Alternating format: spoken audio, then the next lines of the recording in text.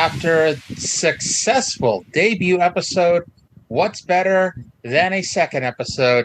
It is Something Else, episode number 002. My name is Arya. It is Something Else with Arya and KJ, and I'm joined by my co-host. He is captivating with a capital K. It's KJ. Hello, KJ. hello. How are you doing this fine Thursday? I'm doing much better today. I feel great. How about yourself? I am doing fantabulous. I do want to thank everybody for the awesome feedback we've gotten since our debut show dropped on Sunday. And so we're here this week. We're talking NWA Worldwide Wrestling from January 5th, 1985. And then we're also going to debut a brand new segment at the end of the show, which, again, when you're a brand new show, every segment you do is a brand new segment. And we're also going to talk a little bit more about some LGBT matters, which, again, end of the show. We'll get to that when we get to it. I do want to remind you that you can listen to us on about 87 different platforms, including angrymarks.com, YouTube, tinyurl.com/somethingelsepod, Spotify, Apple Podcast, Google Podcast, Podbean, Castbox, Overcast, Pod Paradise, Castro, Podbay.fm, and Radio Public. Again, these are all real places. Any questions, comments, concerns, or emotional outbursts from my co-host? Nope. Just Castro's a little... I don't know. I just never heard of half these things. So it's like, where are we going? So just because you've never heard of them doesn't mean that, that they're fake, Really? So the whole world doesn't revolve around me and what I know? Shockingly, no. Oh, wow. You can knock me over with a feather. Anyone got a feather? How about I just take my pillow, go to your house, and hit you really hard in the face? Yeah, I'm sure with enough force you could probably knock me down. I'm sure I can.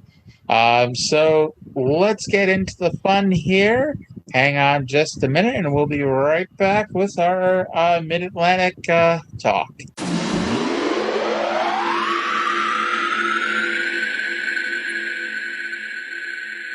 This podcast is sponsored by the amazing people at BetterHelp. Now, I know what you're thinking. It's time for the sponsor plug, so I'm just going to fast forward 3 minutes. However, what if I told you that the next 3 minutes could potentially save your life or the life of someone you love? If you think you might be feeling depressed, stressed, anxious, or overwhelmed, BetterHelp is here to help. BetterHelp offers licensed therapists who are trained to listen and help you in a private online environment at your convenience. Take it from someone who went through their own mental health crisis. Sometimes you don't feel comfortable talking to family or friends. It can be beyond helpful to have a therapist you can trust and who can help you get through everything. BetterHelp has a network of over 20,000 therapists with a broad range of expertise that will give you access to help that may not be available in your area. All you need to do is fill out a questionnaire with your specific needs, and they will match you with a therapist in under 48 hours. If things aren't working out with the therapist that they match you with, don't worry. You can request a new therapist anytime at no additional cost. Over 3 million people have already taken charge of their mental health with an experienced BetterHelp therapist. And right now, you can get 10% off of your first month by going to betterhelp.com/something else. That's betterhelp.com/something else.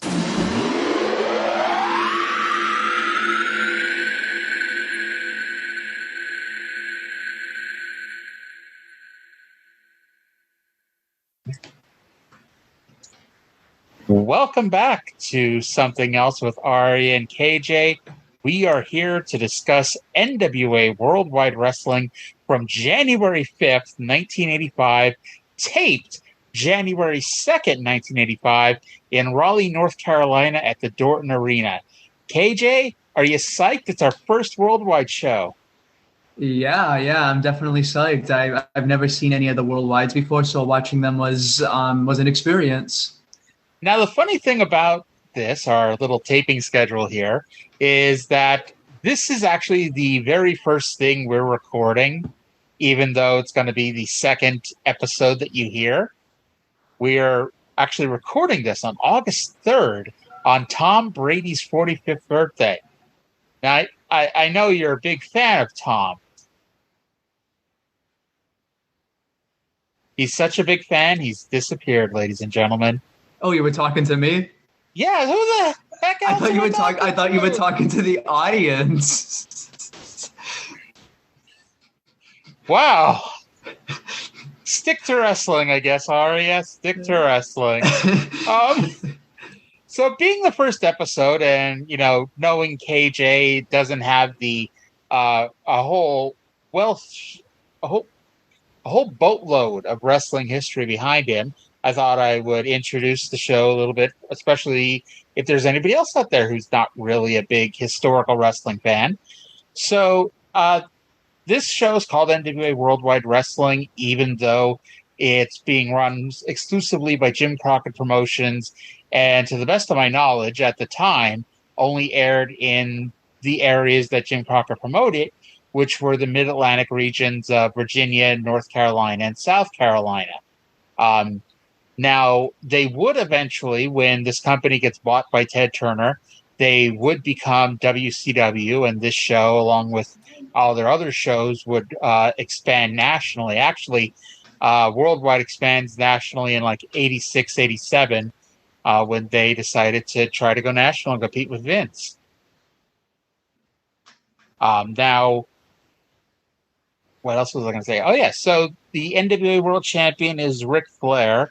And for those of you who, know the time period, we have actually passed the last time that somebody other than Jim Crockett Promotions / WCW had an NWA World title change until either 1991, if you count Fujinami, or 92. So basically, every world title change you're going to hear about is going to be from this company right here. Thoughts on that, KJ? No, because really I'm just learning about all this stuff to begin with, so I really have nothing to say as of now. Sounds good.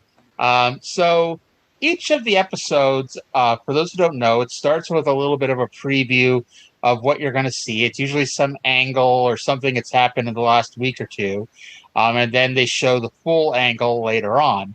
And this one was footage of Don Kernodle beating up Ivan Koloff while the crowd goes nuts. Any thoughts on that one? Yeah, I thought that was really interesting how they put like not necessarily a promo, but a preview of what you're going to see for the episode, like a highlight, I guess. I thought that was pretty cool. And I like how it just like kind of, and I do like the intro song too. It's very groovy, very reminiscent of the time period. It's very 1985. Yeah, I know. Now, throughout our shows, as you'll know if you've listened to our Mid-South show this week, we're going to be playing the promos, or at least most of the promos from the show, and then KJ and I are going to react to them afterwards. So after the opening video, we go to Tony Chavanni, who's with Dusty Rhodes, Manny Fernandez, who at the time are the NWA World Tag Team Champions. And I got to press pause right now, KJ, because you need to allow me to share audio. Okay. Forgot to do that before we started.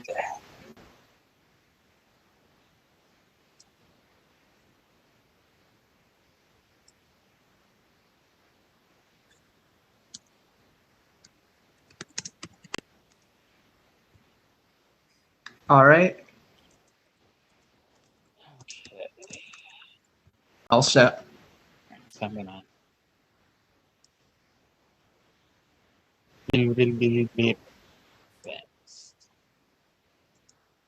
This will be another one for the blooper reel. We got 2 so far, I think. 2 or 3 good clips. Yeah, the me not being able to introduce the show was the first one. So just going to rewind back to Tony Schiavone starts the show, blah, blah, blah, blah. All right. 5, 4, 3, 2, 1, and...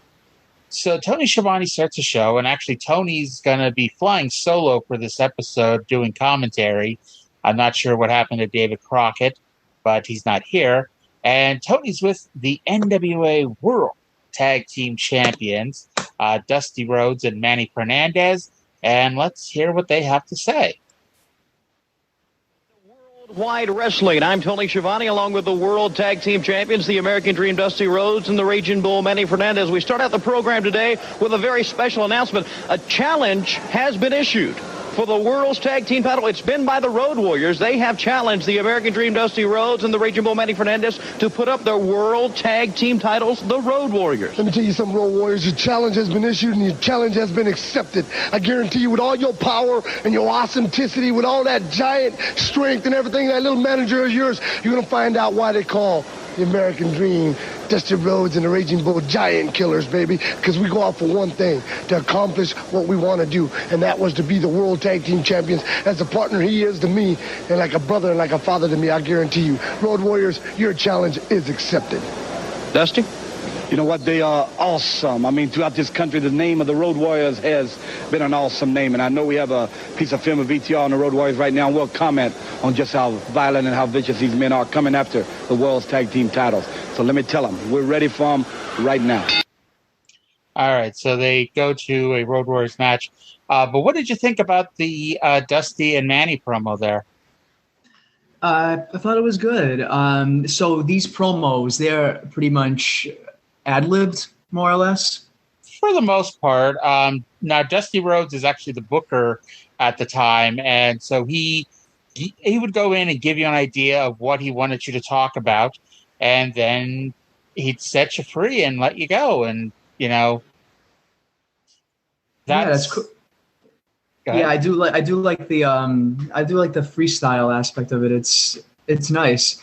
And I just realized, I do notice, like, right after the promo, it immediately cuts to the match. Like, I'm used to the officials saying, like, oh, the following contest scheduled for one fall, like the intro, their music. But no, it just goes straight from promo to match. I found that interesting. Yeah, and I thought Dusty and Manny did a good job acknowledging the challenge of the Road Warriors. They set you up for what's coming on in the future. And then we went to the ring, and they called it, VTR footage, meaning like it was pre-recorded. But for all intents and purposes, they could have just included it as actually part of the show, because this was taped on the same day. And it was the Road Warriors versus Rick Mccord and Steve Muslin. The Road Warriors, of course, had Paul Ellering in their corner. And for those who've listened, actually, I don't think it's aired yet on our Mid-South show, but the Paul Ellering on here is about halfway between Mid-South Paul Ellering with the long blonde hair and the groovy promos, and the Paul Ellering that we all know as the Road Warriors manager. It's like he's somewhere stuck halfway between the two, and he's evolving as we speak. And KJ at the moment has no idea what I'm talking about. I do not know, but I do like Paul Ellering style. Like, he's a very fashionable man. So I will say that. So this was a squash match. It did go more than 30 seconds. When you always think of Road Warrior squash matches on these shows, you think of the 30-second squash or some poor jobber in the ring. But they went about 2 or 3 minutes, and I guess they just needed a little bit more ring time. Or Dusty just hasn't yet gotten the hang of how to book them the best way anyway. Yeah, I noticed how quickly the match was over. It was shocking. This is the first Mid-South. This is the first worldwide match I've seen. I just was surprised at how abruptly it ended. You see this a lot, especially with, these TV matches back in the 80s. It's less to do with the wrestling in the ring and more to do with the promos and the angles. And not saying that, the matches are necessarily awful, but most of the time they're nothing that, you're not watching the show for the wrestling. At the end of the day, you're watching it for everything that happens along with it. These matches are here to get people over, and that they did. Yeah, it's less spectacle. Yes. And by the way, I did forget to mention one thing in our open. This is January 1985, so this is before they got the Saturday night at 6:05 time slot. At this point, that was still being run by the WWF, or as it's known now, WWE. And that doesn't actually get switched over to Crockett until after WrestleMania 1, which was March 31st of 85. So at the moment, the only shows Jim Crockett Promotions had were Worldwide, and I believe they still had Mid-Atlantic Wrestling at the time. So this isn't quite yet the Jim Crockett Promotions everyone remembers on TBS at 6:05, etc. This is, this is the only Jim Crockett Promotions shows you would see if you were living in that area. And so from here, we go to a Ricky Steamboat interview. Now, speaking of WrestleMania, I was honestly surprised to see Ricky Steamboat here because he's literally on the first WrestleMania on March 31st. Oh, wow. Yeah. So it's like he leaves Crockett at some point in the next 2 months and goes to the WWF in time to be scheduled for a match at WrestleMania. I would say, can you imagine if that happened today? But I guess in some ways that's what happened with Cody this year. Cody Rhodes, he left AEW and ended up on WrestleMania, but that's not something that happens all that often. Yeah, so it's like a rare occurrence, but was it more common back then? Yes and no. Because if you watch his early WrestleManias, like you'll see like people who just started with the company. Like you'll see Ricky Steamboat here. You'll see Jake Roberts the one year. It's like they just started. They maybe did 1 or 2 TV tapings, and here they are at WrestleMania, usually wrestling, an enhancement talent in a 4 or 5 minute match. It's there to get you over. It's not like the current WrestleMania where you have 20 matches and all of them have some degree of angle, going on forever. So speaking of Steamboat, let's play that promo that he cut right here. Right now with me, Ricky Steamboat. A lot of things are on your mind. Of course, not too long ago, you had a chance to go after the World Heavyweight title of Nature Boy Ric Flair, and I'm sure that is still on your mind. That's right, Tony. But first, I'd like to welcome all the wrestling fans out there that are watching on the television show a Happy New Year. If you've been watching us for years, or if you're just newcomers into the area watching our professional wrestling, I'd like to wish you all a Happy New Year. Now, getting back to Ric Flair. Ric Flair, as everybody knows, is the National Wrestling Alliance champion, and he has won the championship belt on his second occasion. Now, everybody also knows that the man carries the belt and represents the belt, I feel, is probably one of the greatest champions ever.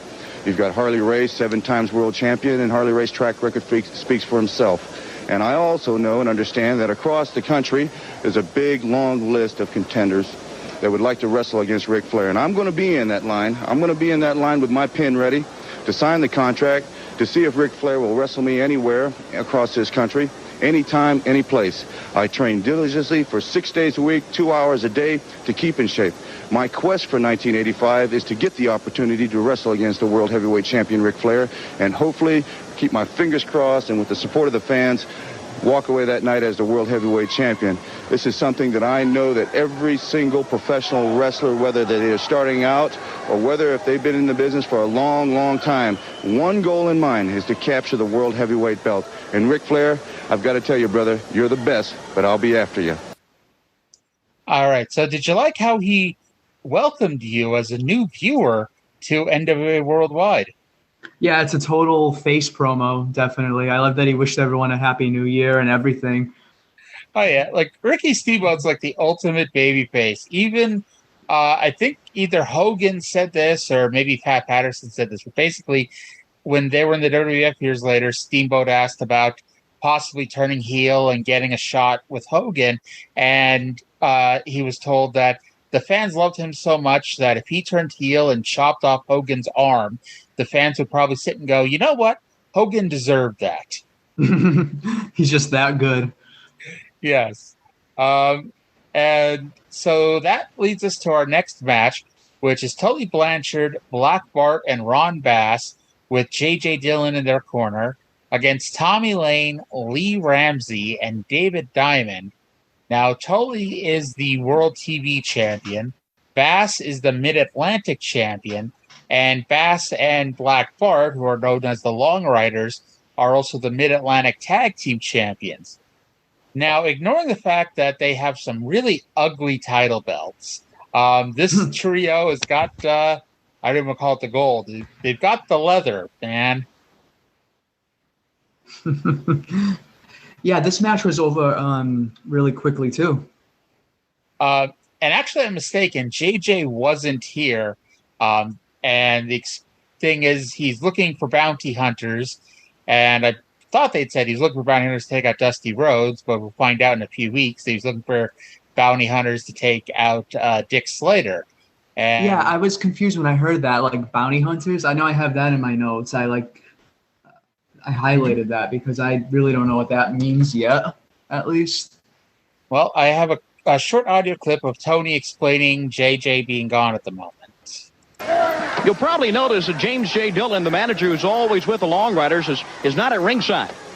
He is out looking for some of those bounty hunters that you've heard talked about. Of course, now he claims that guys like Dusty Rhodes and Manny Fernandez and all those guys are double teaming, triple teaming 6 men on his Long Riders. So he's gone out looking for bounty hunters. You probably saw a poster that we had not too long ago in which he was looking for people to come help him out. So James J. Dillon is not with the Long Riders today, but of course he is around right now.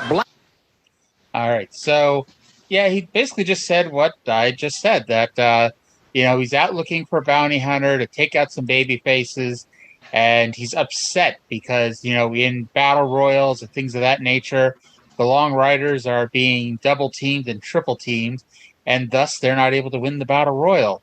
And this is heel logic in 1985 because, a battle royal is every man for himself. Ah, okay. Yes.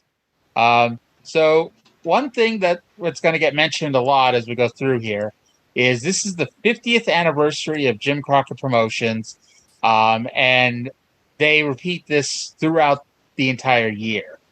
And at the end of the day here, I should have written down the timestamp for this one, but Ron Bass takes Diamond outside and slams him on the guardrail, and Tony takes a full 20 seconds to try to describe this because he can't think of the name of the guardrail. Finally, we break down into a Pier 6 brawl.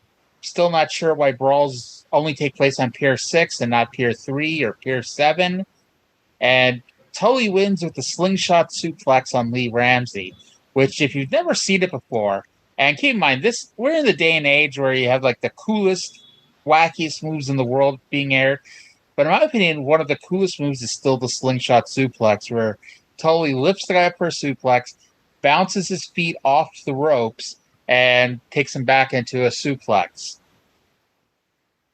Oh, yeah, that was wild. Yeah. And, we're going to see, it's one of those moves that you'd think, well, it only works if you're wrestling somebody 200 pounds or something. We're going to see some larger individuals that he does that to, over the next few years, including a famous one with Ray Traylor, who would go on to be Big Bubba and the Big Boss Man. Now, up next, by the way, do you have anything else to say about that match? No. Sounds good. So up next, we have a local interview with Tony Chavanni, and we'll get these a lot where Tony Chavanni comes out. They're usually about 2 minutes long. He talks about the upcoming card coming to your area, and then he interviews somebody affiliated with that card. So to give you an idea, I'm going to play the entire thing here. In the future, we're going to cut off the first half where Tony's talking about the individual cards. But to give you an idea, we're going to play the whole thing here. It's going to take about 2 minutes and 30 seconds. But it'll give you an idea of what these things were like at the time. And it's also Tony will not just talk about that, but he'll also be interviewing Ivan and Nikita Koloff. And let's go to that right now. 8:15, Bassett High School Gym, Bassett, Virginia. The 50th anniversary kickoff spectacular comes there with the Barbarian, Superstar Billy Graham, the Raging Bull, and all the top stars. A super card in Roanoke at the Civic Center Sunday, January the 27th, and the bell time is at 8 o'clock. You'll see the World Heavyweight Champion, Nature Boy Ric Flair, and other stars. A super card at the Roanoke Civic Center. Speaking of super cards, a super gigantic card coming to the Greensboro Coliseum tomorrow night, 8 o'clock. It's the golden anniversary kickoff spectacular. You will see midget wrestlers, Lord Littlebrook to take on Cowboy Lang. Black Bar with James J. Dillon will go after Steve Casey. A six-man tag team match. James J. Dillon, Cowboy Ron Bass, and Superstar Billy Graham with Paul Jones against Charlie Brown from out of town, the Assassin #1, and Avalanche Buzz Tyler. A special challenge match. Wahoo McDaniel takes on Magnum TA for the TV title, $10,000 with Texas Deathmatch rules. It's Tully Blanchard against Dick Slater for the World's Tag Team title. The Raging Bull and Dusty Rhodes defend against the Road Warriors for the World's Heavyweight title. It's Nature Boy Ric Flair defending against former 7-time champion Harley Race. A lights-out cage match. It's flag versus flag. Ivan Koloff will take on Don Cornetto 2 minutes after the match to capture each other's flag, and anything goes. Plus a $50,000 20-man battle royal. You'll see the Barbarian, Nikita Koloff, Ole Anderson, Ricky Steamboat, Brian Adidas, and many other top stars. Let's bring in, first of all, Ivan and Nikita Koloff. It's all the American people. They all stick together. They think they got Nikita and myself on the run. They were going to have to go back to Russia in disgrace, in dishonor. Yes, I've got bad news from Russia about how they feel so upset about us losing our Russian flag. But Don Canoodle, it's coming to you and I right here in Greensboro. Yes, tomorrow. It's going to be over. It's going to be over for you, Don Canoodle, because we are locked in this cage. And we are going to find out that the extra blood or the extra red that's on this flag is going to be a lot more, and it's going to come from your body in Greensboro tomorrow. You're going to feel a lot of pain. All you Americans, there's only one place where you belong, and that's in the chains. And these chains here, where you belong in your ancestry. And tomorrow in Greensboro, it's going to relate back to that. For you, Canoodle, it's going to be over. Yes, in the Battle Royal, Nikita is going to capture all those American dollars, $50,000. Canoodle, it's come to the end for you. Now, I liked as the next few weeks play out that nobody can pronounce poor Don Kernoodle's name right. They keep calling him Kernoodle. I've been written down as Canoodle. So I put a question mark next time, like, who's Canoodle? What's Canoodle? But honestly, Ivan and Nikita, they're my favorites so far. They're the most fun. And I just love how they talk in these thick Russian accents. They wear a singlet with a hammer and sickle on it. They always talk bad about Americans. Yeah. If you still didn't get that they were Russian, they have to have the headbands with USSR on it. I love that. It's just, yeah. Of course, there's no room for subtlety, Yeah, not at all, no. And the best part is Ivan's from Canada and Nikita's from Minnesota. Oh, my God. Yes. And Ivan, for those who don't know, he is a former WWE champion and ended the 8-year-long title reign of Bruno Sammartino. And that was 1971, and it's not like he was brand new to the business then, and he's still here 14 years later, and spoiler, he's going to be here for a few more years, KJ, so I'm happy that you like him. Oh, yeah. Him and Nikita, for that matter, I love the absurdity. It's it's a fun little thing here that we got going. So up next we have the Barbarian with Paul Jones in his corner versus Joel Deaton. Paul Jones has got his ruffled shirt from the 1970s. As I made a note of it, it's not what you make, it's what you save. Barbarian uses a thrust to the Adam's apple, and the biggest reaction so far of anything on the show, and we're 20 minutes in, was outside the ring, Paul hitting Joel repeatedly with his cane. And finally, the Barbarian won with his diving headbutt and continued to beat on Deaton until the referee rolled Deaton out of the ring. Now, I think this was before you even watched the entire first episode. I think you were just kind of looking to see what it was about. The one thing you mentioned to me, well, the two things you mentioned to me was the Barbarian and number one Paul Jones's attire. I don't remember. What is that? What did I say about that? You just commented on its uniqueness. Oh, yeah. Well, I like it's the guy I'm thinking of, the Barbarian. I really like his mohawk. I thought that was, it's very unique looking. And I also thought about how, like the different, like, how certain wrestlers on, especially modern shows like SmackDown, Raw, things like that. Most of the wrestlers are very, yoked, to say the least, like they're shredded, things like that. Mm-hmm. Whereas on this show, it's a lot more natural body types. And I think that's cool. And I mean, we can all speculate on how everybody in the WWE got their body types, or at least back in the 80s. It's not we may never know. We may never know. To be fair, it's not much speculation, but you're far from the first person to notice that the people in the WWE are over muscular, Superman and superheroes, while the people in the NWA look more real, look more athletic. Yeah. Especially at this point, when you watch matches from the WWF versus the NWA, it was very obvious that they were going for two different types of wrestling. You had your showmanship in New York versus your athleticism here in the Carolinas. Did you have anything else to say about the Barbarian? Nope, that's about it. All right, so we go to back to Tony Schiavone for an interview with World Television Champion Tully Blanchard. This man, the NWA television champion, Tully Blanchard, is seen by more wrestling fans on nationwide TV than any other, and it's always good to have you with us. Well, Tony, it's always a great pleasure to be here on Worldwide Wrestling National Television, being the NWA television champion. But the reason I'm out here, 84 was a great year for me. I finished it off in grand fashion, taking money from people, defending the title. But now, countdown to ecstasy, Tully Blanchard's search for the perfect woman for a 10. I'm going to make the girl that I pick. Now, I want people to send in their letters, and I want to send postcards. I want portfolios if you're a model. You send them all. They're going to put an address up here in a little bit. This is where you send them to. The girl I pick is going to be more famous than Bo Derek, Raquel Welch rolled into one. She's going to be seen in arenas with Tully Blanchard from coast to coast around the world. She's going to be famous. She's going to be wealthy. She's going to have notoriety. She's going to have everything a woman could dream.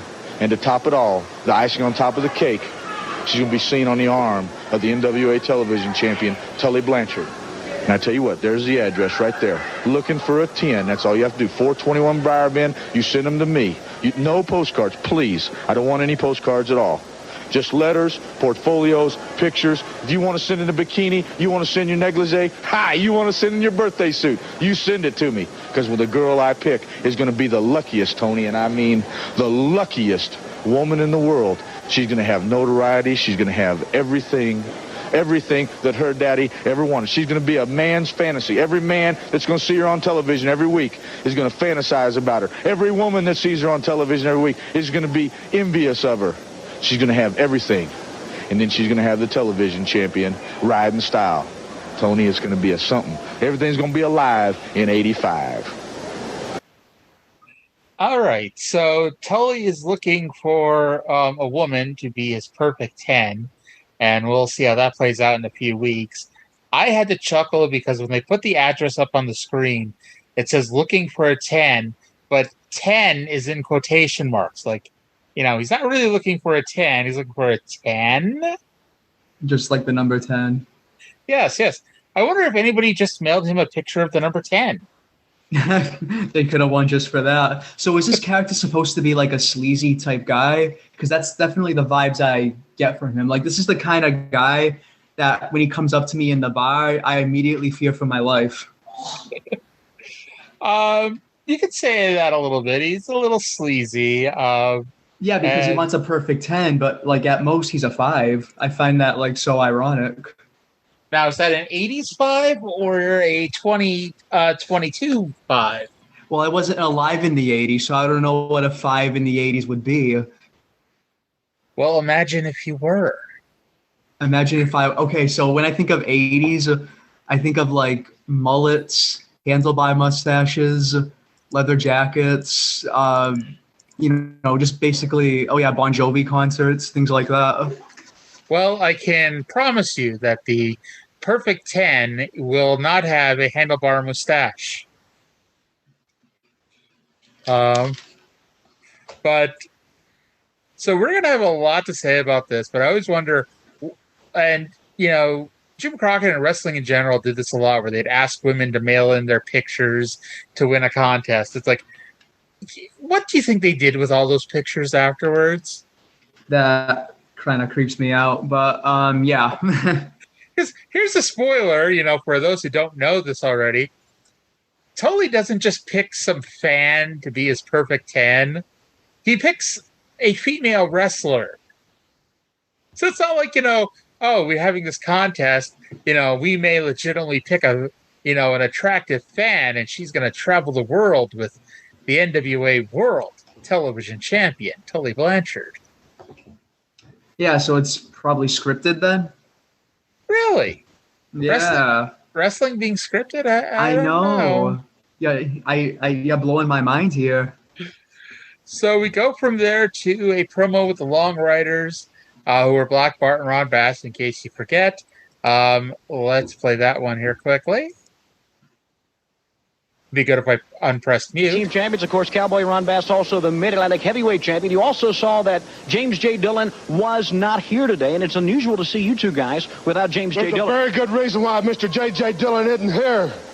Tony, in the last 3 or 4 weeks, we've been around here. We come to the area, and we were very successful. I gained the Mid-Atlantic Heavyweight Championship right off the bat, and then we turned right around and won the Mid-Atlantic Tag Team Champions. And when we did this, people get jealous. People, when they see you being successful, they get jealous. They want to jump on the bandwagon. They want to keep jumping in the ring on us. And that's what's been happening. Every time we go to the ring, there's 8, 9, 10 people. They come and butt into our business. And J.J. Dillon, he's out recruiting now. There ain't no way we're being the superior athletes that we are. We can handle anybody 2-on-2, for that matter 2-on-3. But when you start jumping 6, 7, 8, we're no fools, brother. We know we got to go get help, and J.J. Dillon is doing just that. He's out looking for help for us, my friend. He's out looking for some bad hombres. We're going to even some numbers. You gentlemen, we're going to show you a few little film right here. It's a bunkhouse match, something we excel in. But as usual, Magnum T.A. comes jumping into the ring. He turns the numbers around. Well, gentlemen,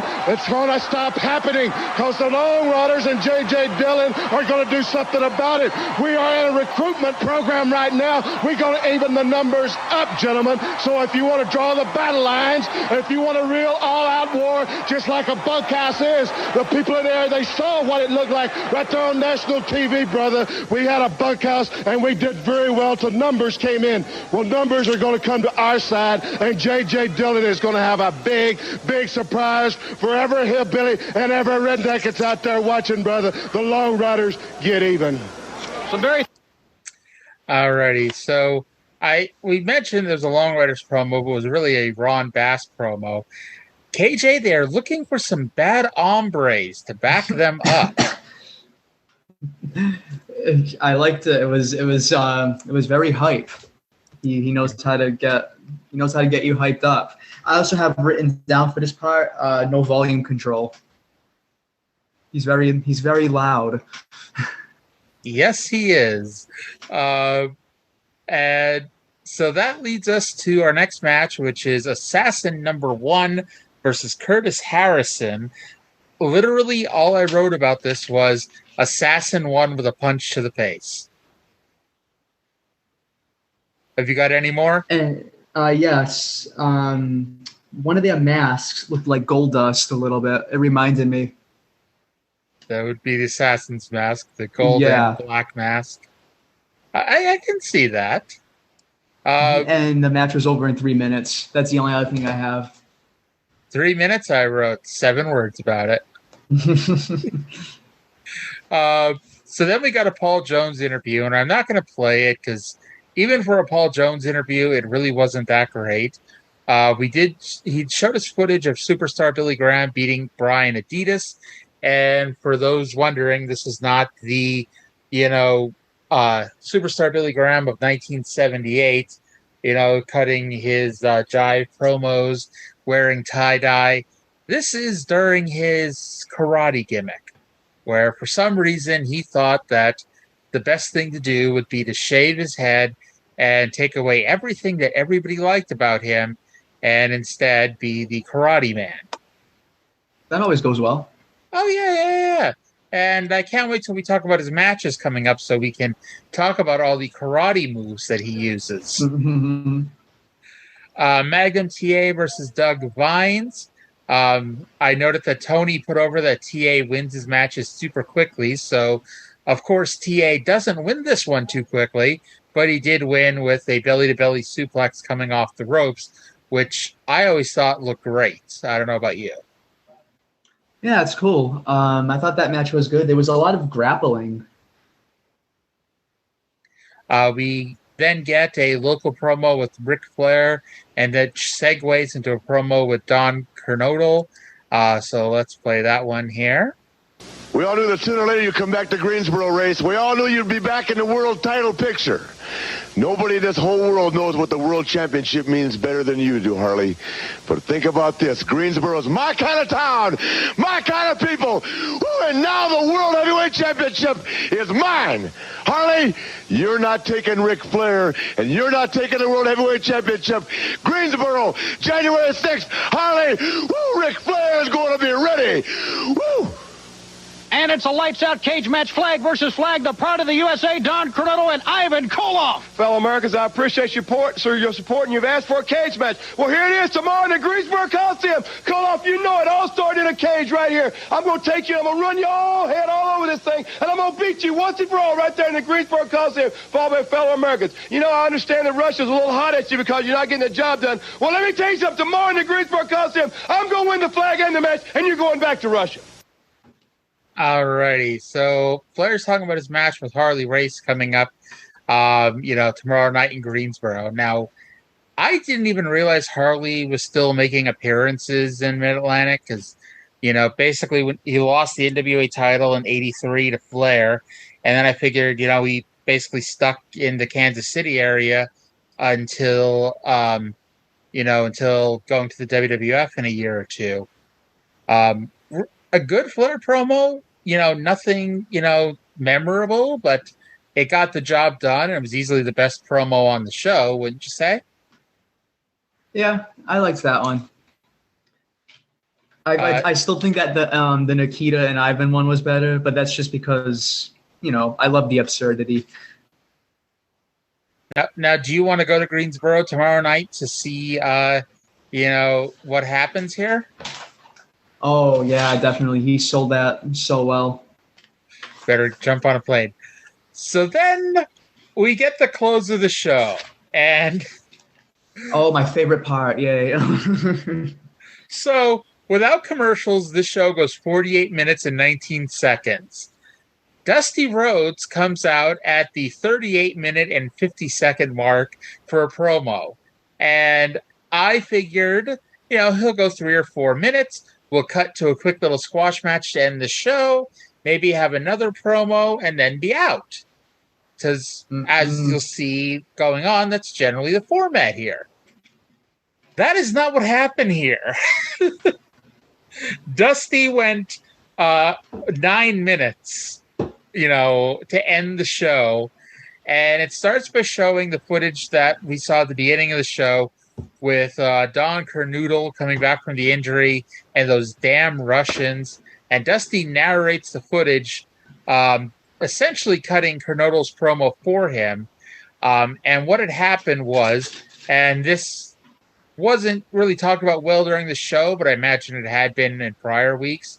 But Nikita had stolen the American flag from Don and shoved it down his singlet. That led to Dusty running in for the save, and he stole the Russian flag. Dusty then goes on to say that he wants to have a nationwide rally for Don Kernodle. And can you imagine a nationwide rally for Don Kernodle?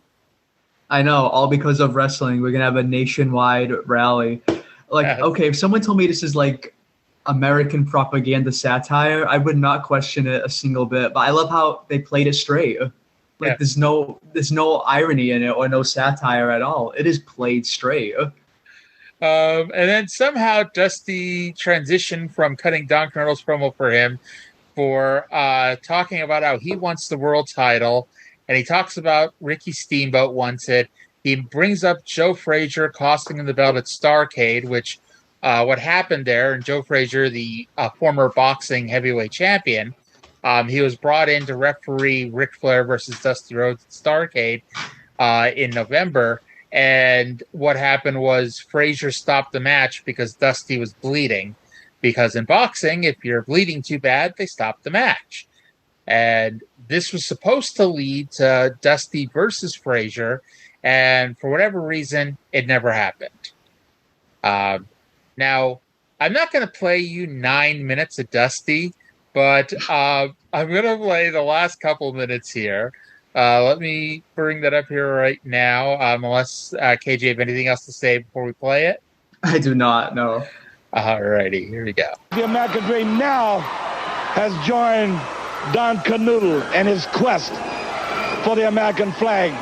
And all peoples of races, creeds, and colors throughout this country know the American Dream, two-time world champion.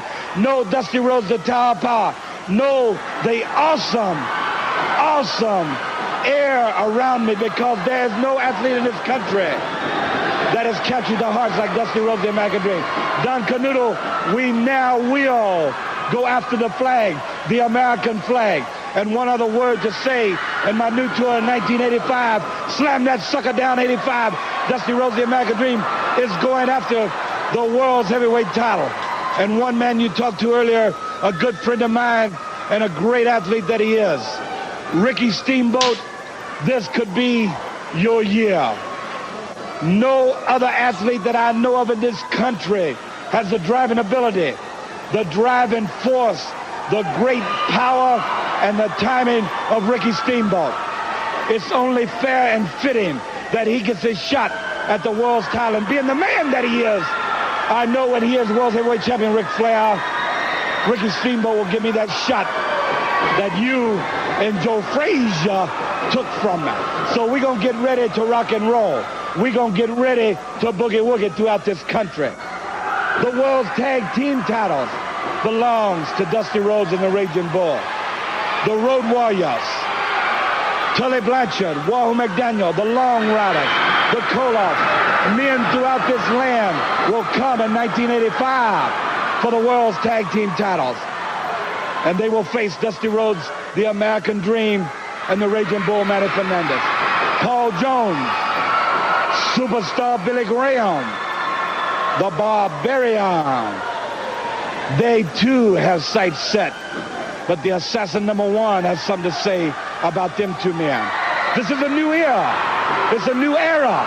It's 1985. It's a time in this country to where we give thanks for what great country we live in. When Russia is out fighting little bitty people that's using sticks and stones to fight them with 20th century weapons, it don't set right with me. And I'm a religious man, and I raise a family. And I know sometimes my words are harsh. And I know that just now in my heart, I have to say what I feel. And as far as I'm concerned, the Russians can go straight. So yeah, Dusty tells the Russians to go straight to hell. I'm just going to, in my head, is they can go straight. That's it, just straight. And then he just cuts off. I mean, there you go, because I mean, we don't know for a fact that, they're, heterosexual. I mean, we assume so. Nikita has a wife, but hey, you know. He could be bi. You never know. All that promo needed was like the Star Spangled Banner playing in the background. Maybe get a flag waving behind them with some fireworks going off, you know. Because it was a little too subtle for me. Get some children eating apple pie and definitely. Definitely. It was way too subtle for me to get the point. Yes. You know, we better not give Dusty ideas. He'll retroactively amp it up here. Oh, yeah, go back in time. So that was our first episode of Worldwide. Ultimately, I say it was a good show, and we want to give a rating on these shows here as we go along.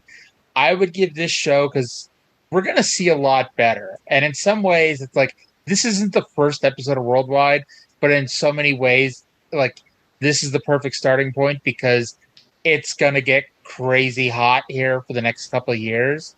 And so keeping in mind what we're going to see, out of a 10, I would give this episode a 6. Cool. So, I mean, like I said before, I don't know anything about these kinds of shows. So, like to a first-time viewer, I was lost through a lot of the things. I didn't know who most of the people were they were talking about. So I really couldn't get into it as much as I would have liked, because I don't know anybody and I really couldn't follow the storylines because I was just kind of dropped into the middle of them. But like from a wrestling technical standpoint, I would give it like a 5. Okay, so I gave it a 6. KJ gave it a 5. And that's going to do it for Worldwide this week. Hang on one second. We'll be back to close the show.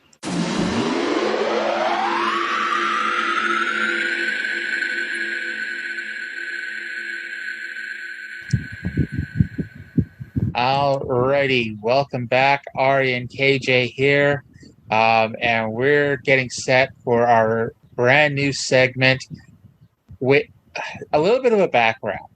Before I drag KJ kicking and screaming into watching 40-year-old wrestling shows, the only show KJ had ever really watched was SmackDown on Fox. And the pay-per-views. Give me some credit. Okay, and the pay-per-views, which means that he's basically only really been watching wrestling for about 3 years at this point. However, when we were first talking about doing this show last year, we both discovered a mutual love of a man then known as Cesaro. And we came up with the brilliant idea that every week on our podcast, we'd come on and do a segment called This Week in Cesaro, where KJ, who, again, avid SmackDown watcher, would tell us what Cesaro did that week. Well, Cesaro left WWE, sad face, but shows back up at AEW and under his real name and his prior wrestling name of Claudio Castagnoli. So we present to you the debut edition of the greatest segment that you have yet to hear. It is This Week in Claudio. The man, the myth, the legend. KJ, do you want to go ahead? Sure.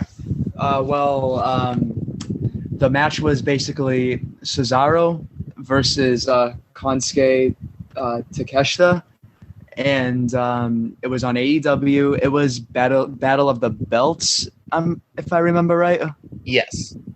Yeah, and it was the main event, and it was good. I really liked it. It was really intense, and this is my first time hearing Claudio's theme, and I couldn't help but notice it has it's like a rock version of the 1812 Orchestra Overture by Tchaikovsky. So I thought that was kind of neat. And the match goes on. And really the biggest thing I noticed throughout this entire match is that both him and Takeshita are really good, and they're always on the offensive. So, I personally felt that Cesaro was more putting Takeshita over, because Takeshita seemed like the stronger opponent throughout the entire match. But what really surprised me was that no matter how many times Takeshita put down Cesaro and I thought the match was over, Cesaro would just come right back up. it was like he reminded me of Nemesis from the Resident Evil series at that point, because no matter what Takeshita did, here came Cesaro right back up. So, Arya, what did you think of the match? I didn't take any notes, but this was a fantastic match. It was for the Ring of Honor World Championship. Claudio won and retained the title. And, Battle of the Belts 3 didn't do the highest ratings. I think it did like 460,000 viewers. However, this is one of those matches that even if you're backlogged with, matches from AEW, Raw, SmackDown, and the G1 to watch, this is one of those matches not to skip. Because even though, we all knew, Takeshita wasn't winning. I think I read he's already back in Japan. His excursion is over. So it's like, this is pretty much the last we're seeing of him, and he went out with a bang. Yeah, I mean, if I were to see this live, I would not be disappointed. Like, when I watch SmackDown or some other shows, and I see the main event, I always think, sometimes, wow, if I were there and this was the main event, I would feel a little disappointed, but not this one. I would feel like I got my money's worth because it was great. That is amazing. And what kind of a rating would you have given this match? Well, because honestly, I don't like to give anything a 10 because I feel nothing's really perfect, but I would give it a 9.5. That was great. And I also this was the first time that I ever heard the commentators pronounce hell of a kick as hell of a kick and not haluva kick. So that kind of caught me off guard too. Claudio did hit a hell of a kick. Mm-hmm. I never understood why they pronounced the haluva kick. This is the first time they said hell of a. Yeah. Any thoughts on the announcing team? I thought they were good. The 4-man booth. Yeah. It was what? It was Excalibur, Taz, William Regal, and Caprice Coleman, I think. I don't remember the names, but I thought the commentary was good. Alrighty. And what would you rate it, Arya? Honestly, I would go 9.5 myself. It's still that it's a great match, but you knew one side wasn't winning kind of thing that sometimes will take down a rating in your own head. Yeah, but still, the journey was great. Yeah, undoubtedly. Now, we wanted to finish this week's show with something a little less depressing than we finished the last show with. We wanted to elaborate a little bit on our sexual identities because we mentioned that I'm transgender and KJ is asexual, but there's a chance that not everybody knows what everything means. So we wanted to elaborate a bit on it. And I want to tell you, and I believe KJ feels the same way, that we're pretty much open to answering respectful questions about it. Like if you come up to me and ask, if I'm going to have my prick cut off, I will actually sit here and explain to you the surgery. And I've learned that when I do that, people aren't really happy. It sounds like they don't really want to know the surgical process, which makes me wonder why they asked. But anyway, mine's probably the easiest one because I think most people know this and understand it already. However, I was born male, and when I was 11, I realized that there was something not quite right in me. And actually, and this is the truth, my quote-unquote origin story is being 11 years old and watching the movie Tu Wong Fu, Thanks for Everything, Julie Newmar. And now I didn't know the difference between a drag queen, a cross-dresser, transsexual, whatever. I basically just thought everyone was pretty much the same. But that was the day that something went off in my head that things weren't as they seemed, And, it took me until I was 31 to flutter out of the closet. I don't regret it at all. I am on hormone replacement therapy and hopefully getting a few surgeries in the future. AJ? Well, I am asexual, And for those who don't know, asexual is someone who feels little to no sexual attraction. And like many sexualities, it exists on a spectrum. Some asexual people do enjoy having sex, some don't, and some are in the middle. Some only feel sexual attraction when they get an emotional bond. It's just a spectrum. Me personally, I don't like any form of physical or sexual contact. So I would say I'm more of a sex repulsed asexual. And I really felt this way ever since I was a kid. Like when I was growing up, when I was in high school, everyone around me like wanted a girlfriend, they wanted a boyfriend, things like that. But I just couldn't be bothered with those kind of things. It never really felt like a desire for me. I never understood why people were so adamant on getting a partner. And it was like foreign to me, and I never knew what it was until I learned what asexual was, and I was like a light bulb went off, and I just thought, wow, that's totally me. And a problem with that even till this day is that not many people understand it, and they automatically make assumptions. Like let's be honest, a majority of humans like physical and sexual contact. And when I tell them that I don't like that, they just either don't understand it, they either mock me, or they say things like, oh, well, maybe you haven't found the right person yet, or, oh, did something happen to you? Things like that. And they automatically assume these things just by me telling them, when really it's nothing like that. I mean,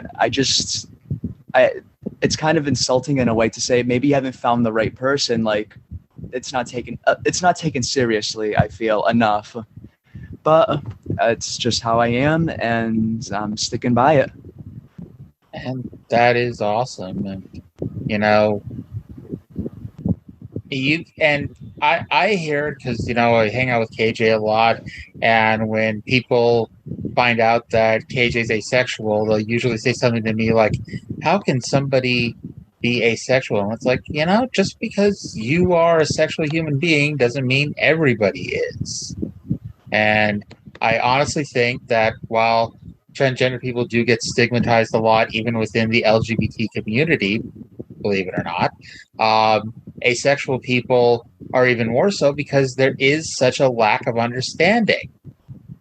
And because I think to a lot of people, they can't understand how somebody could not be, sexually attracted or, being a sexual being.